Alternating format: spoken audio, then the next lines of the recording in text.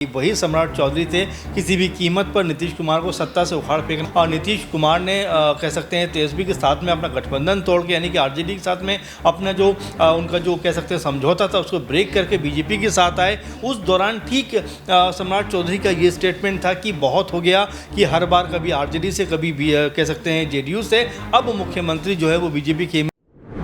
नमस्कार, मैं नाज़मीन खान और आप देख रहे हैं SPN 9 न्यूज। एक बंगला और बिहार में सरकार बदल देगा। एक सरकारी बंगला जहां सम्राट चौधरी 10 महीने बाद जाकर पहुंच तो जाते हैं, लेकिन इसके बाद सवाल खड़े हो जाते हैं कि सम्राट चौधरी की नजर अब उप मुख्यमंत्री की कुर्सी पर नहीं बल्कि मुख्यमंत्री की कुर्सी पर है। दरअसल आपको बता दें कि बीते दिनों सम्राट चौधरी 5 देश रत्न मार्ग पर जो बंगला मौजूद है, जहां अब से कुछ वक्त पहले तेजस्वी यादव उप मुख्यमंत्री के नाते रह रहे थे, लेकिन जैसे ही बिहार में आरजेडी और जेडीयू का गठबंधन टूट जाता है और जेडीयू एनडीए के समर्थन के साथ सरकार फिर से बना लेती है, उस दौरान उप मुख्यमंत्री पद की शपथ सम्राट चौधरी लेते हैं और विजय कुमार सिन्हा लेते हैं। पहले उप मुख्यमंत्री पद की शपथ लेने के नाते 5 देश रत्न मार्ग पर जो बंगला है वो सम्राट चौधरी को अलॉट किया गया था, लेकिन तेजस्वी यादव उस बंगले को खाली करने के लिए तैयार ही नजर नहीं आ रहे थे। लंबा संघर्ष देखने को मिला और बीते दिनों सम्राट चौधरी उस बंगले में दाखिल भी हुए, पूजा भी करवाते हुए नजर आए, लेकिन इस दौरान एक बड़ा बयान भी सम्राट चौधरी ने दिया। सम्राट चौधरी ने कहा, जब उनसे पूछा जाता है कि इस बंगले को लेकर तमाम चर्चाएं चलती हैं, इस बंगले को लेकर ये अफवाहें उड़ती हैं कि जो भी इस बंगले में दाखिल होता है वो अपना कार्यकाल पूरा नहीं कर पाता है। यहाँ पर 9 साल में 7 उप मुख्यमंत्री आए, लेकिन अपना कार्यकाल पूरा नहीं कर पाए, जिसमें आप तार किशोर को देख सकते हैं, आप इसमें सुशील कुमार मोदी को देख सकते हैं जो स्वर्गीय, जिनका देहांत हो चुका है। यहाँ पर आप तेजस्वी यादव को देख सकते हैं, 2 बार उप मुख्यमंत्री बनते हैं लेकिन कार्यकाल उनका पूरा नहीं हो पाता है। ऐसे ही सम्राट चौधरी से पूछा जाता है कि क्या आपका भी कार्यकाल पूरा हो पाएगा या फिर नहीं, आप उप मुख्यमंत्री बने रहने का सपना देखते हैं या नहीं, तब सम्राट चौधरी का कहना होता है कि वो उप मुख्यमंत्री नहीं बने रहना चाहते हैं। उनकी तो तैयारियां बिहार में विकास को लेकर है, ना कि किसी बंगले को लेकर है। लेकिन उनका ये बयान अब सवालों में उठता है कि क्या नीतीश कुमार की कुर्सी पर नज़र उनकी बनी हुई है। इससे जुड़े हुए कई और तमाम सवाल भी यहाँ पर उठते हैं। मेरे वरिष्ठ सहयोगी अमन सर मेरे साथ मौजूद हैं। सर, आपका बहुत बहुत स्वागत है। सर, बिहार की राजनीति में जहां नीतीश कुमार को लेकर कहा जा रहा था कि क्या वो सीएम चेहरा होंगे, भारतीय जनता पार्टी देरी क्यों कर रही है, आखिरकार नीतीश कुमार के चेहरे पर फैसला क्यों नहीं लिया जाता है, इस बीच में सम्राट चौधरी का ये बयान सामने आ जाता है कि वो उप मुख्यमंत्री बने रहना नहीं चाहते हैं।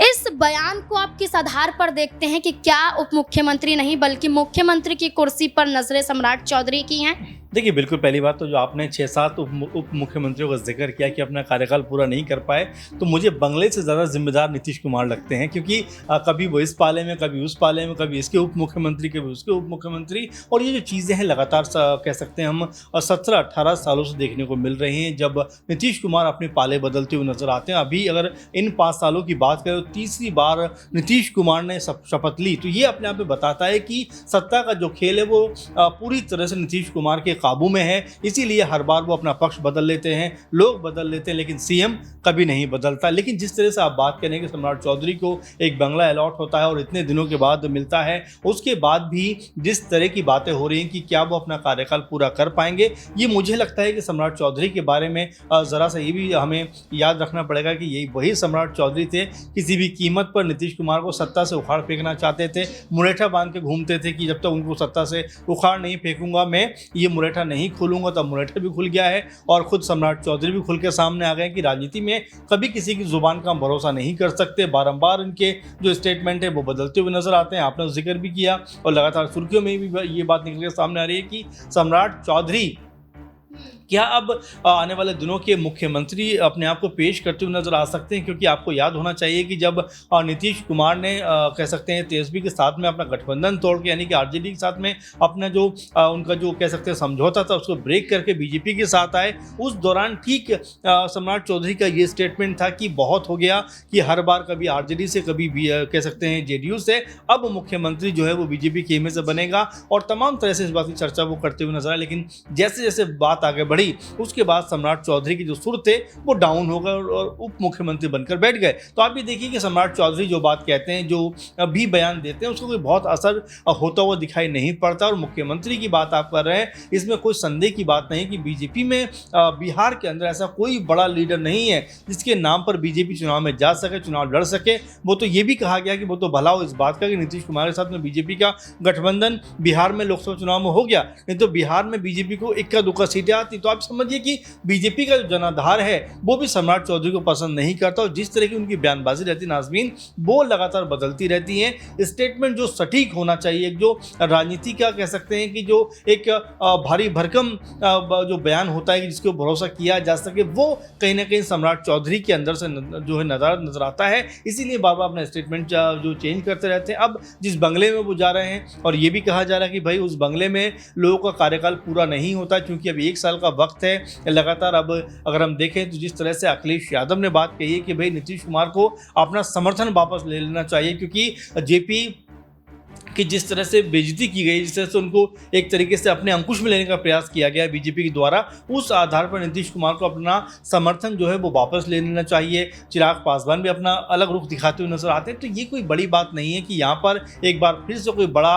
गुणा भाग होता हुआ नजर आ जाए, क्योंकि कहा भी जा रहा है कि विधानसभा चुनाव आते आते कोई ना कोई बड़ा फेरबदल, बड़ा गुणा भाग बिहार की राजनीति में होता हुआ दिखाई पड़ेगा। सर, अगर हम यहाँ पर एनडीए के तमाम सहयोगियों का जिक्र करें, भारतीय जनता पार्टी या फिर हम हिंदुस्तानी अवाम मोर्चा का या लोक जनशक्ति पार्टी का अगर हम जिक्र करें, तो ये तमाम पार्टियां सीटों को लेकर भारतीय जनता पार्टी पर दबाव बना रही हैं। इसके साथ हमने कई वो तस्वीरें भी देखी कि अन्य राज्यों में वो अकेले चुनावी मैदान में उतरते हुए भी नजर आए। अब बिहार की राजनीति में सम्राट चौधरी एक ऐसा चेहरा है जो आरजेडी के साथ भी जुड़े रहे हैं। आरजेडी से 2 बार विधानसभा का चुनाव उन्होंने लड़ा है, जीता भी है। बिल्कुल, यहाँ पर अब अगर हम देखें तो वही सम्राट चौधरी को भारतीय जनता पार्टी सीएम चेहरे के रूप में तो आगे नहीं करना चाहती, क्योंकि नीतीश कुमार पर फैसला नहीं और तमाम सहयोगी दल बगावत करते हुए नीतीश कुमार के खिलाफ नजर आ रहे हैं। देखिए बिल्कुल, और जिस तरह से पोस्टरबाजी बिहार में हो रही है, नीतीश कुमार को ही दोबारा सीएम बनाने की बात वहां पर होती हुई नजर आ रही है।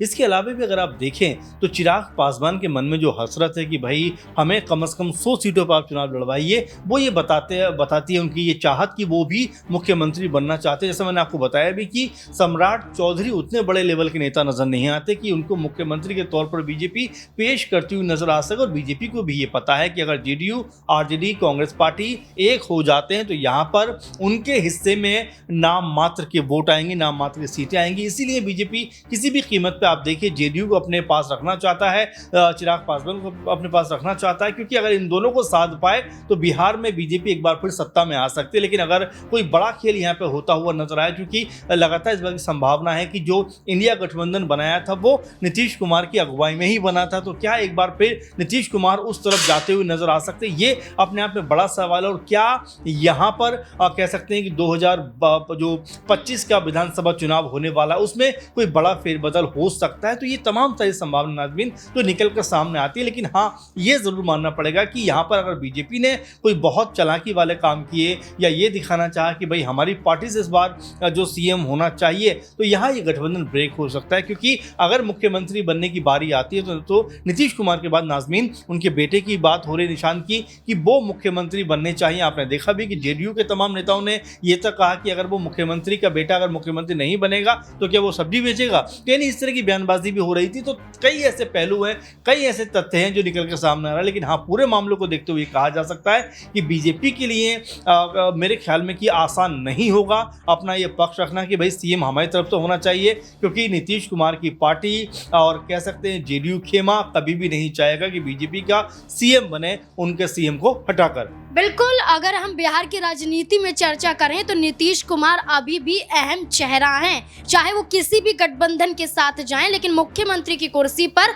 वही काबिज होते हुए नजर आते हैं। और बिहार में 2025 में विधानसभा का चुनाव है और नीतीश कुमार पर भारी पड़ते हुए सम्राट चौधरी नजर आ रहे हैं। अब देखना होगा कि भारतीय जनता पार्टी तमाम सहयोगी दलों के साथ मिलकर क्या फैसला लेती है। क्या एक बार फिर से नीतीश कुमार ही चेहरा होंगे बिहार में या फिर चेहरा बदलता हुआ नजर आएगा? इस मुद्दे को लेकर आपकी राय क्या है? कमेंट सेक्शन में जरूर बताएं। देखते रहें SPN9 न्यूज़। धन्यवाद।